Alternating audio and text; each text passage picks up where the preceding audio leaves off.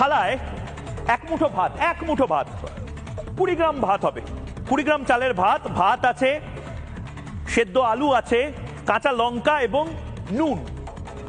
কি? এক মুঠো ভাত, আলু সেদ্ধ, কাঁচা লঙ্কা, যেটাকে আপনারা বাংলাদেশের মানুষ কাঁচা মরিচ বলেন, এবং নুন। 300 টাকা লাগবে। Wait a minute. এটা হচ্ছে আমাদের 70 টাকার খিচুড়ি, ডিম, 8 ধরনের ভর্তা। 50 টাকায় আনলিমিটেড খিচুড়ি, আনলিমিটেড ভর্তা, আনলিমিটেড সালাদ।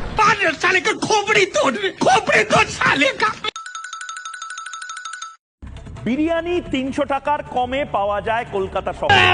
বাংলাদেশে 70 টাকায় গরুর মাংসের কাচ্চি। 30 টাকায় বিরিয়ানি বিক্রি করতেছে। একটা সেদ্ধ ডিম, আনলিমিটেড তরকারি, 30 না 40।